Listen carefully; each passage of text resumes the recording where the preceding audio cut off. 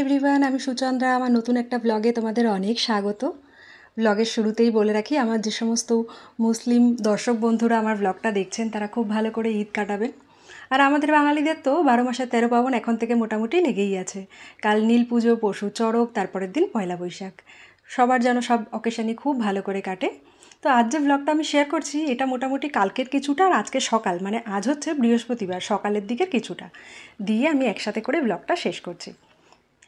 তো সকালবেলায় উঠে না চিনিকে মুখ টুক ধুয়ে দিয়েছি, জাস্ট ঘুম থেকে উঠেছে, এখনও ওঠার পরে রাত্রে ডাইপারটাও খোলা হয়নি। তো উঠেই ম্যাডামের দুষ্টুমি দেখেছো, টেবিলের নিচে ঢুকে গেছে।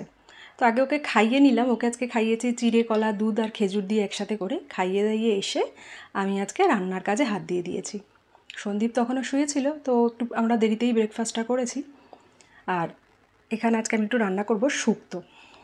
শুক্তোটা রান্না করতো সকালবেলায় সব কেটে নিয়েছিলাম। তো ইউজুয়ালি আমি না শুক্তোতে একদম হলুদ ব্যবহারই করি না, বাট আমি যেহেতু একটু সকালে সবজিটা কেটেছি আর রান্না মোটামুটি তার 1-1.5 ঘন্টা বাদে করেছি, ওই জন্য যাতে কাঁচকলা বেগুন একটু কালো না হয়ে যায় তাই নুন হলুদ মাখিয়ে রেখেছিলাম। আর এদিকে দেখো চিনি রানির আবার মিড মর্নিংয়ে স্ন্যাক্সের টাইম হয়ে গেছে, তাই ওকে অর্ধেক আপেল খোসা ছুলে পাতলা স্লাইস করে দিয়েছি। ও বসে বসে টুকটুক করে খাবে আর আমি খেয়াল রাখবো। তার সাথে সাথে আমার আজকের রান্না ছিল ডাল, মুগ ডাল রান্না করেছিলাম মিষ্টি কুমড়ো আর ঝিঙে দিয়ে। ঝিঙেটা দেওয়ার কোনো প্ল্যান ছিল না, বাট অর্ধেক ঝিঙে না ফ্রিজে পড়েছিল, যদি ইউজ না করতাম ওটা ওয়েস্ট হয়ে যেত, ওই জন্য ভাবলাম দিয়ে দিই। মুগ ডাল রান্না করছি, খেতেও খারাপ লাগবে না। আর শুক্তো আমার রান্না হয়ে গেছে, বাট এত কোনো বাটিতে রাখতে পারিনি, একটু পরে রাখবো, কারণ চিনির খাওয়া দাওয়া স্নানটা করে নিই, তারপরে ধীরে সুস্থে রাখবো। তো চিনি রানিকে স্নান করিয়ে নিয়ে এসেছি, এবার চিনি রানিকে আমাকে খাওয়াতে হবে। আর চিনি রানির দুষ্টুমি দেখেছো, আর এটা পরিয়ে দিয়েছি বাথ টাওয়েলটা পরে বলছে মাম্মা র্যাবিট র্যাবিট, ওই উপরে দুটো কান রয়েছে না এই জন্যে। আর দেখো লাফিয়ে বেড়াচ্ছে, কি কিউট লাগছে দেখতে। এটা ওর জন্য সেই দিওয়ালির সময় কিনেছিলাম। চিনিটা একটু লম্বা হয়ে যাওয়াতে হাইটটাও দেখো আর একটু ছোটো হয়ে গেছে, মানে তোয়ালেটা এখন একটু মনে হচ্ছে, টাওয়েলটা মনে হচ্ছে একটু ছোটো ছোটো লাগছে মিষ্টি লাগছে। কালকে এটা নিয়ে দুপুরবেলায় ঘুমিয়েছে জানো, সাথে করে। তারপরে ঘুমানোর পরে আমি ওর কাছ থেকে নিয়ে নিয়েছি। এটা যখন বেডরুমে গেল এটা ছাড়তে, তো আমি ওকে জামাকাপড় টাপড় পরিয়ে বললাম দাও এটা আমার হাতে দাও, তখন দিল। যেহেতু বাইরে মেলে রেখেছিলাম, খেয়ে আসার সময় বলছে ওটা নিয়ে নাকি ও বিছনায় শোবে। তো আমি আর কিছু বলিনি, আমি বললাম ঠিক আছে নিয়ে শোও, ঘুমিয়ে পড়লে তো আমি সরিয়েই রাখবো। দেখো আমার হাতেও দিল না, ও নিজে নিজে নাকি মেলতে নিয়ে যাবে। তো এবার ওকে খাওয়াবো। ওর জন্য একটা আলাদা করে ডিম সিদ্ধ করেছিলাম, আর ওই মুগ ডাল মিষ্টি কুমড়ো ঝিঙে দিয়ে সেখান থেকে একটু নিয়ে নেবো। আর শুক্তো থেকে ওর জন্য অল্প একটু শুক্তো তুলে নিয়েছি। তো এটাই চিনিকে খাইয়ে দেবো, দেন বাকি আমাদের যা যা কাজ থাকে সেগুলো তো ডেলিকার কাজ করব। তার আগে বলো কাল কারা কারা নীলষষ্ঠী করছো? আমি তো বলেছি চিনি হওয়ার পরে আমি নীলষষ্ঠী শুরু করেছি, তো এটা আমার 3 নম্বর বছর হবে। আর ছোটো থেকে মাকে দেখে এসেছি সারা বছর কোনো উপোস না করলে এই নীলষষ্ঠীর উপোসটা কোনো বছর বাদ দেয়নি, মানে যদি একান্ত কোনো রকম কোনো অসুবিধা না আটকাতো বাদ দেয়নি। তো আমাদের লাঞ্চও হয়ে গেছে, বাসন টাসন সব ধোয়া হয়ে গেছে। ওই যে পেয়ারা আইসক্রিম বানিয়েছিলাম, দুটো দেখেছিলাম আইসক্রিম মোল্ডের মধ্যে রেখেছিলাম, তো তার মধ্যে একটা চিনিকে হাফ হাফ করে 2 দিন দিয়েছি, আর একটা ছিল বেঁচে, সেটা আমি খেলাম।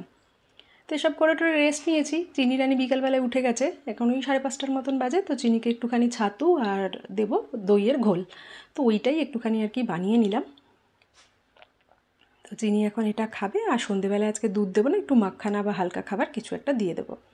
আর দেখো ঈদের চাঁদও কিন্তু উঠে গেছে, কি যে সুন্দর লাগছে দেখতে, কি ভালো লাগছে। দেখো আমি ব্যালকানিতে গিয়ে দাঁড়িয়েছিলাম, হঠাৎই চোখে পড়লো। ওখান থেকে এদিকে এসে দেখছি আমার মেয়ে রান্নাঘরের সমস্ত মশলার কৌটো নিয়ে একের পর এক দাঁড়িয়েছে। ওর নাকি খেলনার অভাব পড়েছে, ওর খেলনা নেই, সব নিয়ে খেলা শুরু করেছে। আর সব কৌটোগুলোকে উল্টে দিয়েছে, দেখো উল্টে উল্টে দিয়েছে। আবার হাই করছে, আমি বলেছি হাই করতে, হাই করছে। যাই হোক, তারপরে এটা হচ্ছে আজকে সকালবেলায়। সকালবেলায় আমরা একটুখানি চা খাচ্ছি, আর অনেক দিন বাদে দুধ দিয়ে চাও খেলাম। এখন দেখি মাঝে মাঝেই না একটু দুধ দিয়ে চা বা দুধ দিয়ে কফি খেতে ইচ্ছা করছে, কেন জানি না। আগে এই জিনিসটা হতো না, বাট এখন খুব হচ্ছে। তো এই একটু সন্দীপের আর আমার জন্য দুধ দিয়ে চা বানিয়ে নিলাম। আর এই যে চা পাতাটা ইউজ করেছেন, এই চা পাতাটা বিশ্বাস করো একদম ফ্লেভারটাও ভালো না, আর টেস্টটাও আমার ভালো হয় না, কিন্তু এখনও শেষ হয়নি বলে। আর যেহেতু গরমে চা কফি সব কমই খাচ্ছে, ওই জন্য এখনও শেষ হয়নি। শেষ হলে আমি টাটা টি গোল্ড খাই, সেটা আনা আছে, সেটাই ব্যবহার করব। তো চায়ের সাথে একটুখানি বিস্কুটও নিয়ে নিলাম। আর সন্দীপ, আমার জল খাওয়া হয়ে গেছে, সন্দীপের জন্য 1 গ্লাস জল নিয়ে নিলাম। খেয়ে দিয়ে দক্ষুদের সাথে ফোনে কথা হয়েছে সন্দীপে, তো যাচ্ছে চিনি রানি দক্ষুর সাথে দেখা করতে। আর দক্ষু ঘরের থেকে বেরোলেই আগে অভ্যাস ছিল তো দক্ষুকে ডাকার, তো ওই দরজার সামনে গিয়ে দস্যু দস্যু করে। আবার একটু স্মাইলিকেও দেখা দিয়ে হাই বাই বলে গেল। সবার চিন্তা আছে আমার মেয়ের। আর আজ যেহেতু উপোস করার আগের দিন কি বলে, সংযম বলে, তো যাই হোক আমি যদি ভুল বলে থাকি আমাকে কারেক্ট করে দিও।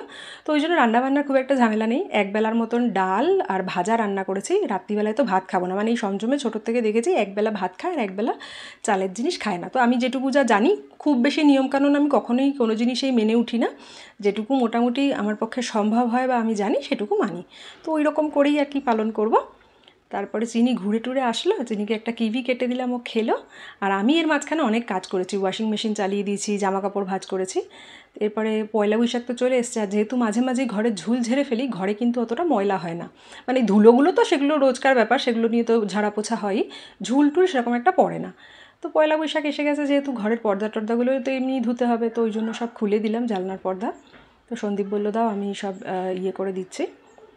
তো এই জানলার পর্দা, দরজার পর্দা, সব পর্দা খুলে দিয়েছি। তারপরে ফ্রিজের উপরে একটা কভার পাতা থাকে, আমাদের বেডরুমে যেখানে চিনির স্টেরাইল মেশিনটা আছে ওটার উপরে সব চেঞ্জ করে দিয়েছি। আর আমার মেয়ে কিন্তু খুব ব্যস্ত, দেখেছো পাপা পর্দা খুলে রেখেছে, সেই সমস্ত পর্দাগুলো এনে এখানে রাখছে। একটা কথা বলি, কিছু কিছু লোক, আমার লোক না মহিলা, আমার মানে ব্লগে কমেন্ট করে, মানে সন্দীপ কেন ঘরের কাজ করে এই সমস্ত জিনিস নিয়ে। আমি একটা বলে দিই, হাজব্যান্ড ওয়াইফ হলো একটা টিম ওয়ার্ক, ঠিক আছে? আমি জানি না আপনার হাজব্যান্ড আপনাকে সাহায্য করে কি না বা কী বৃত্তান্ত, এখানে ছেলে কাজ করে বলে লজ্জার কোনো ব্যাপার নেই, ঠিক আছে? আমার হাজব্যান্ড আমাকে অনেক সাপোর্ট করে, এটাতে আমি খুব লাকি মনে করি। অ্যান্ড আমি এই কথাটা বলতামই না, তো যেহেতু হঠাৎ করে আজকে সন্দীপকে কাজ করতে দেখেছি আর সেই ভিডিওটাই শেয়ার করছি, তাই জন্য মনে হলো বলে দিই। আমরা টিম ওয়ার্ক করি, আমি রান্না করি, আমি চিনিকে দেখাশোনা করি, সন্দীপ ঘর মুছে দেয়, আমি ওয়াশিং মেশিন চালালে সন্দীপ জামা কাপড় মেলে দেয়। এটা আমরা অলওয়েজ করেছি আর আগেও করে থাকবো। সে যতই যে মানে নেগেটিভ কমেন্ট করুক বা কিছু করুক, আমার তাতে কিচ্ছু যায় আসে না। আর আমার মনে হয় আমার এটা দেখে যারা এখনও অবধি করে না ওয়াইফকে হেল্প, তাদেরও করা উচিত। কারণ ঘরে অনেক কাজ থাকে, আর তারপরে যদি একটা বাচ্চা থাকে না, তাহলে তো মায়ের সারাদিন সেরকমভাবে কোনো রেস্টই হয় না। তাই সেটা আমার মনে হয় করাই উচিত হেল্প। যাই হোক, এই কথাটা বলে দিলাম। আর চিনির এই রিলসটা অলরেডি সেটা শেয়ার করেছি তোমাদের সাথে। আর আবার দেখো না, ও বিছনা চাদরও নাকি মেলবে, এত বড় ও পারে। তো এই সমস্ত কাজ টাজ করে আমার একটা পার্সেল এসেছিলো। পয়লা বৈশাখে শপিং কি তোমাদের হয়ে গেছে? আমরা সেভাবে বাইরে থাকার জন্য করি না। তো আমার একটা শাড়ি পছন্দ হয়েছিল, ফেসবুকে এক দিদি, মাল্টিদির থেকে আমি শাড়িটা কিনেছি, খুবই ভালো, এরকম স্ক্রিপ্টেড শাড়ি না আমার ভীষণ ভালো লাগে। আমার আরও আর একটা আছে, সেটার কালার কম্বিনেশনটা আলাদা।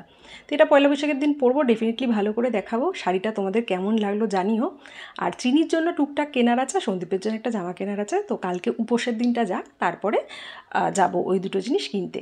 তোমাদের কি শপিং করা হয়ে গেছে পয়লা বৈশাখে? জানিও কিন্তু। আর এই শাড়িটায় দেখো স্ক্রিপ্টেড তো রয়েছে, রবি ঠাকুরের লেখা, পাশে ওই সহজ পাটের যে আঁকি বুকিগুলো থাকে না, ওই রকম দেওয়া রয়েছে। আর শাড়িটা কিন্তু একদম বাজেট ফ্রেন্ডলি। তোমরা কি কেউ গেস করতে পারবে এই শাড়িটার দাম কত? জানিও কিন্তু গেস করতে পারলে। চলো টাটা।